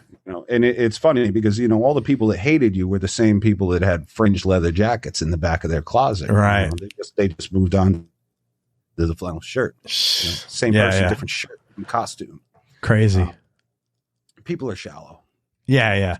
Well, you see that more now today than ever. Yeah. But, I got to say that I wasn't all that surprised that what we did became unpopular and something that was completely opposite came along to replace it, because it became really watered down and really, really sugary and poppy and just kind of gross, I personally, I wasn't into a lot of the stuff that was going on, our music got heavier as we went on. Yeah. Other bands got softer and cheesier. Yeah. We didn't put girls in our videos. We didn't put, hot babes in our videos. There was never any chicks in our videos. Right. We didn't want to do that. We wanted to be a hard rock band. And that stuff was all fun. I was fans of a lot of those bands, but after a while it became real cheesy, and it's no wonder why the bottom dropped out. Yeah. I totally get that. So, grunge came along and really just wiped the slate clean, and it probably needed it. Yeah. I want to talk about, you got a nice love story there. Oh, my wife? Yeah, man. Talk about that. That's cool. My wife is from Japan, and in 1989 she was on spring break, and her and her girlfriend were traveling around the country in America, going to rock concerts. They were rock fans. The Japanese, when they're fans of something, man, they're loyal to it. So they were seeing all kinds of concerts, and we met at a show in Ames, Iowa. I met my future wife from Japan in Ames, Iowa. Oh my God. How did she what prompted her to say, let's go to Ames? It's a cool place in America. Her and her girlfriend were supposed to see a show in New York. We were on tour with Bon Jovi. And they wanted to see us, and of course Bon Jovi, but we had just hit and everybody wanted to see Skid Row. So, the show in New York was canceled, so they hopped on a Greyhound and went to the next show, which happened to be in Ames, Iowa. Wow. And they were looking for the box office, and they asked this man who happened to be our bus driver where the box office was. They didn't speak English, so he's like, oh, Japanese girls here, come on the bus, Holy crap. Here, have some water. And I wake up and I walk out into the lounge area, and there's these two girls sitting there. They don't speak any English. They're smiling. I'm smiling back, wiping the sleep out of my eyes. So, it's a novelty. It's like, wow, these people are from Japan. Right. Let's put them on the guest list. So we put them on the guest list. Don't worry about the box office. Just go there and give them your name. And oh, that was so nice of you guys. Man. Yeah. So we did the show. Really cool. They came backstage, and that was that. It was a fun time. It was a fun time for them. It was a fun time for us. And every night was a party in our dressing room. So it was some months later, we did our first tour of Japan, and I ran into her on the street in Japan, you know. Get out of here. Yeah, I mean, we were near the hotel. Well, it wasn't by coincidence, you know. Like fans would hang out near the hotel, or you know, Japanese fans they have. Yeah, but it's not like there's fucking how many people in Tokyo? I mean, it's what? Tokyo's big. 20 million. I mean, there's 8 million in New York. There's got to be like 15 million. And there's a bunch. So, wow, it's like wow. There's Masai. Hey, what? And she's like, hi. I was like, come to the show. So anyway, friendship develops, you know, nothing romantic or anything like that. Just a nice friendship. It's nice. It's my nice friend from Japan. And over the years, she saw lots of shows and she would get in touch through the new email. Right. And she would be a guest at shows. And then she disappeared for a while. It was about 5 years later, I ran into her in Los Angeles, and she spoke English. I was like, wow. Wait, so you randomly ran into her, or she contacted you? She came to a show. Okay. Somebody came up on the bus and said, there's a girl outside says she knows you. Her name's Masai. She's a Japanese girl. It's like, oh, my God. Wow. So cool. Bring her up. And at the time, she had moved to L.A. and was working here. She started a career as an esthetician, and so we had our first real conversation. And because she spoke English now, yeah, and you know, still a little broken English, but I realized that she was very funny, which I suspected in the first place that she had a really good sense of humor, and she was beautiful. And I had a girlfriend at the time; she was my friend. So anyway, many years later, after you know. This continued, come to shows. And I wound up in another marriage, and I eventually got divorced. And I was like, yeah, I think I'm going to see what's up, see if she's around. So I did. That is so crazy, man. She was available. And then you started dating, and the rest is history. We started dating. She always had a crush on me, you know, and I was like, I am not going to bring a nice girl into this fucked up world that I'm running around in. Yeah. So, but I did eventually. And that's so cool, man. And she put up with tons of bullshit from me, and she's the best. That's awesome. And she's funny, and she's a great mom. And yeah. That's awesome. Thank you, man. It's a very cool story. How nutty is that this like continued? I always tell people, I say I would do anything for my wife. She told me to go rob a bank. I'd go rob a bank. Yeah. She's the best. Good for you, man. I hope you guys have many, many years of that, man. That's very nice. Thanks, man. Thanks. Yeah. Tell me what one thing, Scotty, are you most grateful or proudest of doing or not doing? Well, I'm proud. I never gave up because Skid Row got a lot of success very quickly. We were doing big tours. We were out there. We were making money. We were selling records. Everything stopped when when the grunge thing came along. When we decided to get the band back together, and we decided to have a new lineup and a new singer, we started over again. So when I say I was playing on corner stages and sleeping in vans and really, really, really nasty hotels. That was after. That was round two. That was round two. That was after. Oh shit! We had multiple tour buses and flying first class and staying at the really nice hotels. I mean, we were staying in hotels. I would spray everything down with Lysol. I would take the cover off the bed and throw a sleeping bag on there, and I would climb into sleep. It was nasty. And that went on. That wasn't just a short stint. That went on for years.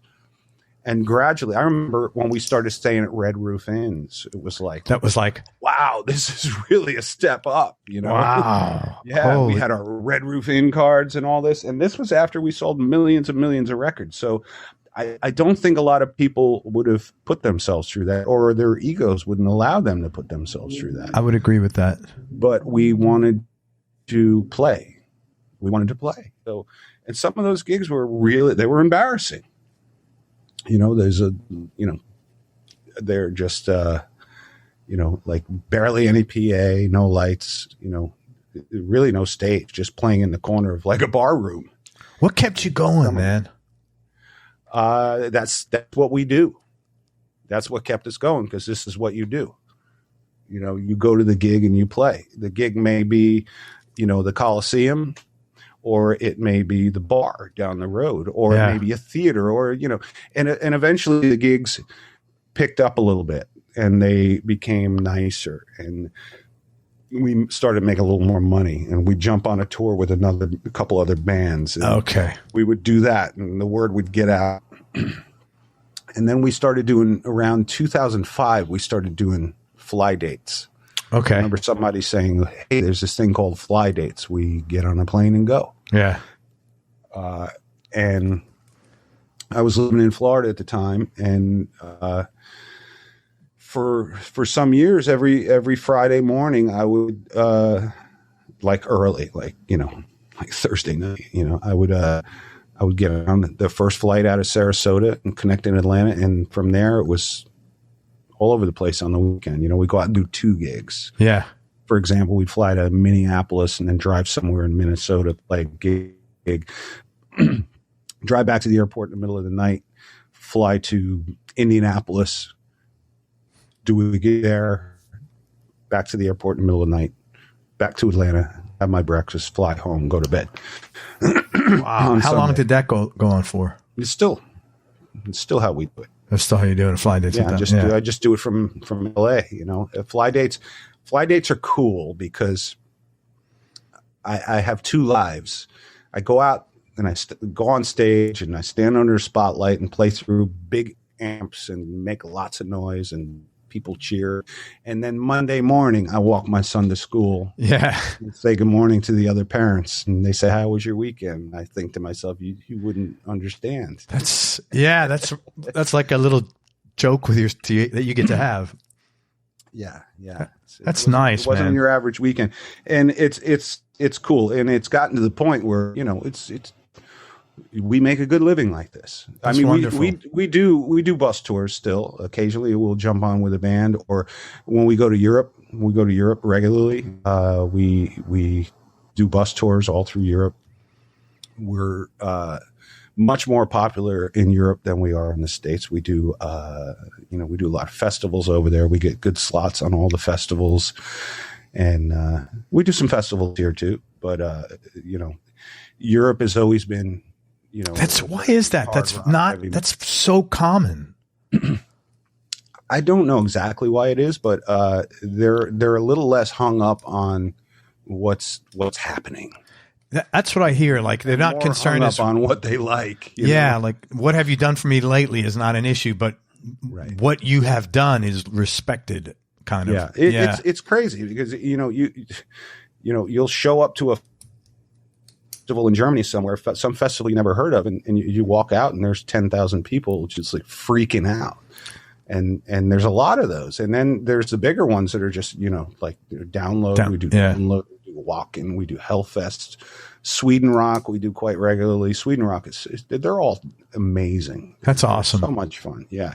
And people really have fun. They just, nobody's hung up on anything, and they're just there to camp out and rock, have a good time. That's awesome, man. Mm-hmm. Well deserved. I give you a lot of credit for that, man. Totally. Thanks, man.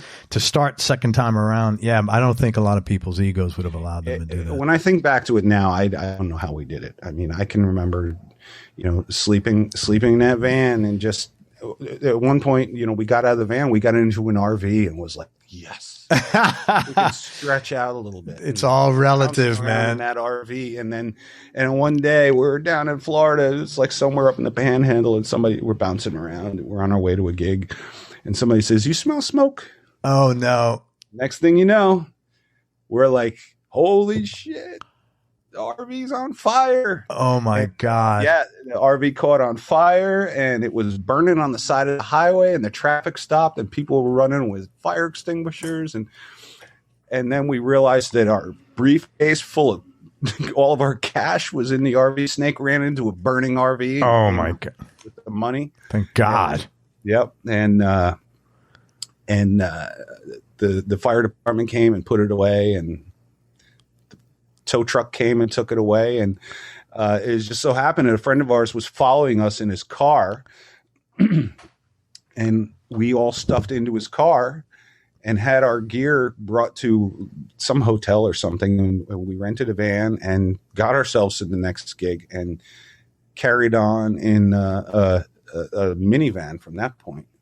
Holy smokes. So between a car and a minivan, we were moving our gear around. It was really something else. Fuck. What was the most challenging aspect of being in the limelight? Because you guys were, like everybody wanted a piece of you, I'm sure. Yeah. And that happened really fast. So it was strange. Because, I would always have that Joe Walsh line going through my head. Everybody's different, but I haven't changed. That's what it feels like. Yeah, that's interesting. People look at you differently, and they talk to you differently, and they treat you differently. But if there's any downside to it, it's that you can't turn it off. It's always there. So when you're buying toilet paper and somebody comes up in the supermarket and they're freaking out and they're making a big scene and everybody else is looking, you're like, what's going on? Who's that guy?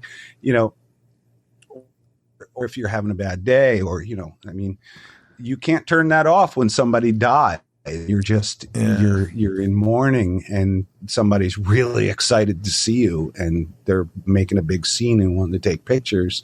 You can't turn that's it off. A drag. But you're grateful for it at the same time, but you're not always in a good mood. But I do very, very best I can. And it doesn't really happen anymore. But for a few years there, it was, you couldn't go to the mall without getting, I'm sure, and people talk and they whisper, and then everybody knows you're there.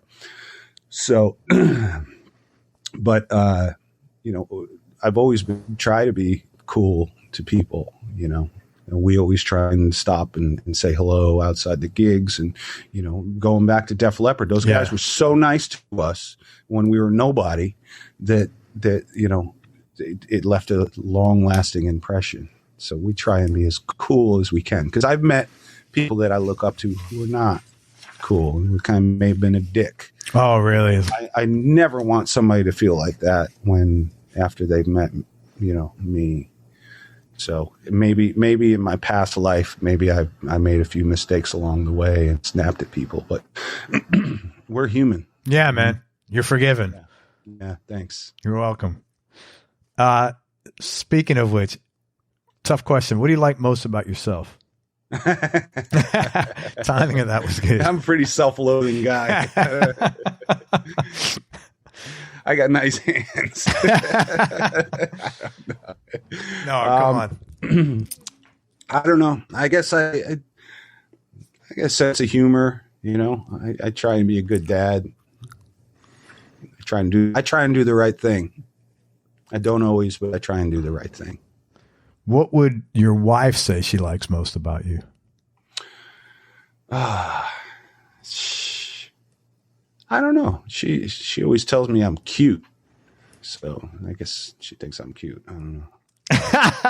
She thinks I'm cute. It sounds like, what do you call it? What was that magazine when we were kids? Like, it would have like the flower, it was like the Archie sort of font. The teen magazines. Scotty Hill's cute. It sounds like one of those. You talking about Metal Edge? No, those magazines like. No, I know. That we were a kid. Metal Edge. That's funny. No, but Blabbermouth may put this on here because they're always like. They'll say, they pick up a lot of stuff from your genre. If there's one thing, there's one rule in life. If you wind up on Blabbermouth, don't read the comments. Is that it? Everybody knows that. Yeah. Everybody who's been in Blabbermouth knows not to read the comments. Most important thing your dad taught you? Mm-hmm. I think my dad taught me like compassion. He's like, the closest thing to like a Buddhist monk from Brooklyn. He was always shouting and barking when we were kids, but he's also the guy that's going to catch the moth and go out of his way to set it free. He's just doing his job. My dad would say, he's just doing his job, So I think a lot of that rubbed off on me. That's cool. How about your mom? Most important thing she taught you? Don't be afraid to take chances. That's cool. I think calculated risk is probably something I learned from her. Take a chance. Take a chance once in a while. And I probably came to this point at some point in my teens where I was like, should I really pursue music? Because once you go that way, you can't go back. Which, you can. Of course, people start new careers in middle age and things like that. But I think she told me, take a chance, give it a try. That's very cool. Was she a creative person? Was she into music? Or? They're both creative. My dad's a photographer. My mom's a writer. They're my older, but they're still here. And there was a lot of creativity around the house, a lot of goofing around. And my mom she's tough. She's a tough newspaper lady. So you don't fuck with her. That's good, man. But, yeah. Strong women are awesome. Yeah, for sure. You have any hobbies outside of music? I like to ride my bicycle. I go on long bike rides. Not like super cyclist guy, but I'll go out and ride 30, maybe 40 miles. Dude, that's a fucking healthy bike ride, man. Sometimes 50 miles. I like to ride. I got a gravel bike, which is kind of a cross between a road bike and a mountain bike, and I ride in the Santa Monica Mountains. I ride on the fire roads up there. That's great. Keith got me into biking. Keith Nelson. Yeah.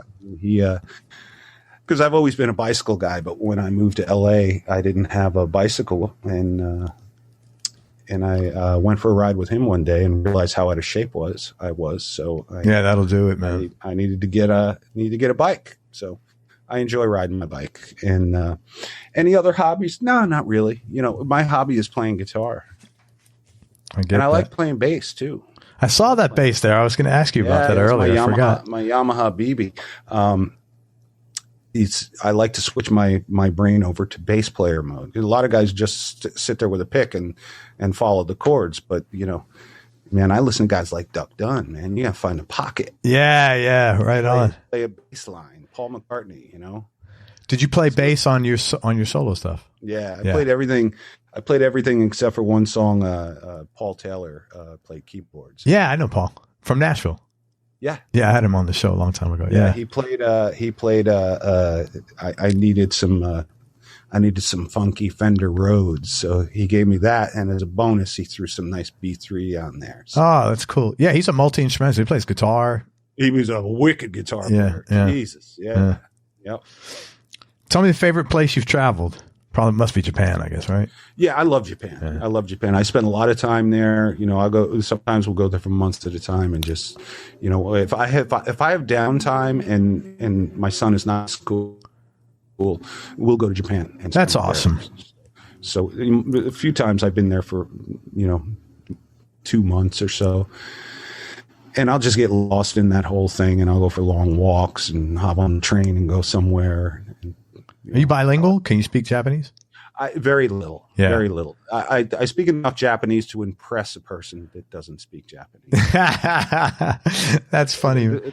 To put it just seriously, I don't speak Japanese. Is your son bilingual? Yeah. Oh, that's cool. He's fluent in Japanese. That's really cool. Japanese. He does his math homework in Japanese. The questions. If Tommy had this much. Oh, and he thinks it through in Japanese. Yeah. Wow, that's interesting. He knows the kanji and the hiragana, katakana. Yeah. Very cool. Pretty proud dad. Yeah. Yeah. Yeah, he tears it up. I mean, they speak Japanese to each other. My wife and my son, they speak Japanese to each other. So right. They have a secret language. Well, I think moms and kids need secret languages anyway, man. Yeah, definitely. Tell me just a few more questions, and thank you very much for everything, man. You've been really sweet to talk to, man, and I appreciate you keeping everything so real. It was very kind. Thanks. Best advice you've ever been given?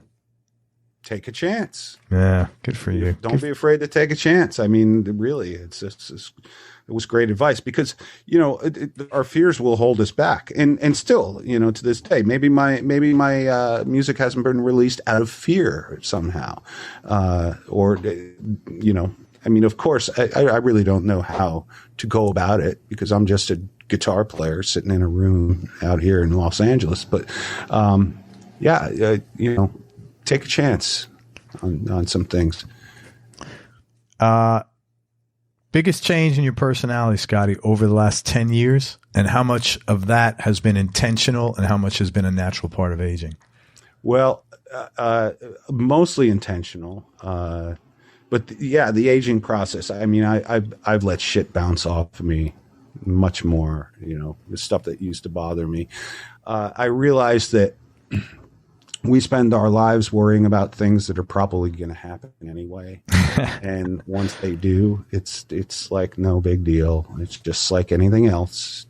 There's good shit and bad shit, and it comes along. Because I used to sit around and worry. I'd worry about, what if my career does this, or what if this happens, or what? Aside from catastrophe or death or anything like that, most of the stuff I've worried about in my life has happened, and it came and went.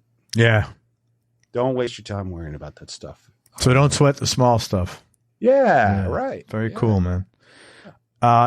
Just two questions. Most important lesson you've learned in life?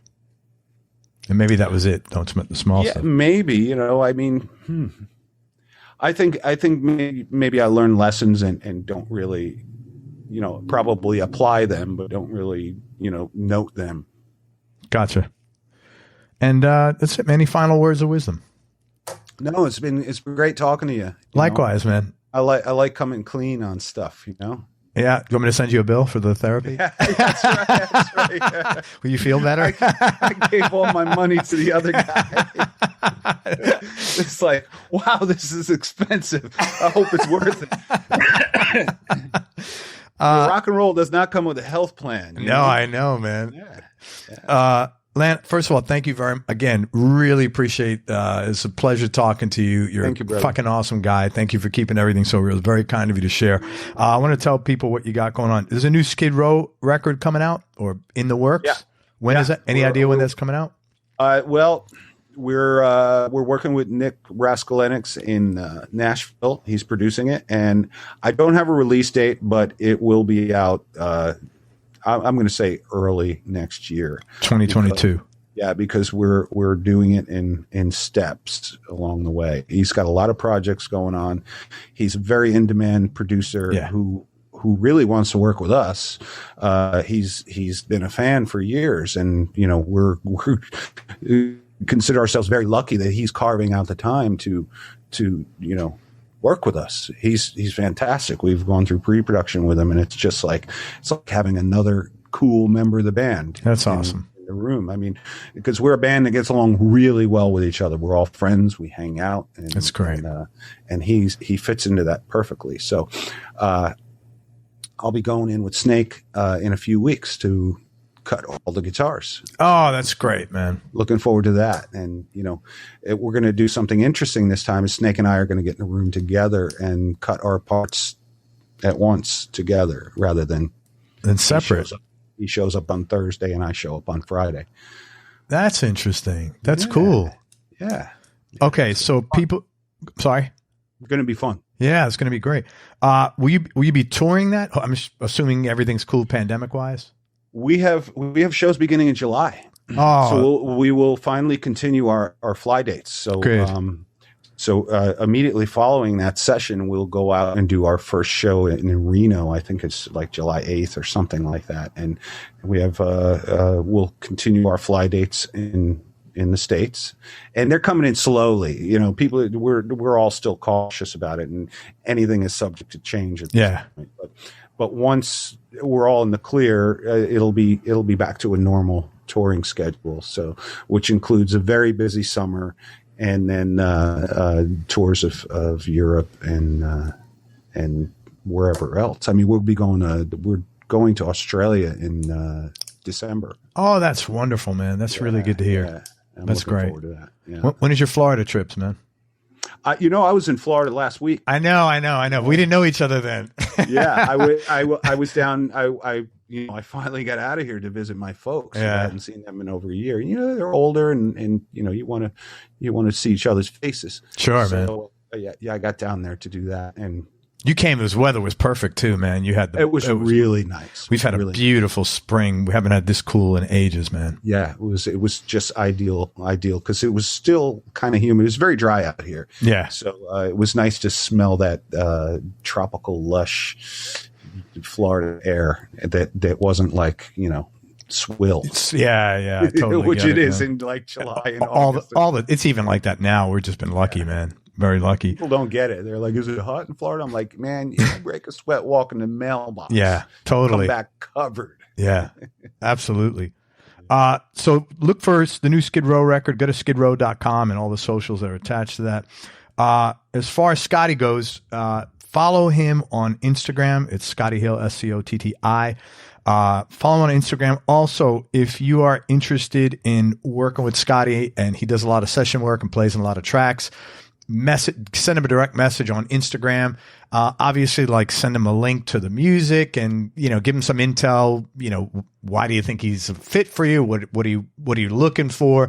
So he could make an intelligent decision and get back to you on it and address you seriously. Also, on a limited basis, Scotty does work with some guitar players. More specifically, if you're looking to maybe find out how he does some of the things he does on guitar, or what are his influences in this, and you want some help getting over something specific that's up his alley, same thing. Just send him a note, give him some details so he can get back to you. And the best way to connect with him, again, is to direct message him on Instagram at Scotty Hill. Anything else, man? Can I sell anything else for you, Scotty? I'm just happy to be here. I'm happy to play guitar. I'm grateful to be in a band that I love, and I'm grateful that people listen. Yeah, man. We listen intently because you're an awesome player and you guys are an awesome band. Thank you very much for everything, man. I really appreciate it. And I hope Craig, to see you when you come down here. Hang on one second. Let me wrap this up. Everybody, thank you so much for listening. If you enjoyed this, please share it on your social media channels. Thanks very much to Scotty Hill for being such a cool guy. Go back and listen to this, man. There's a lot of good messages and inspirational stuff on here.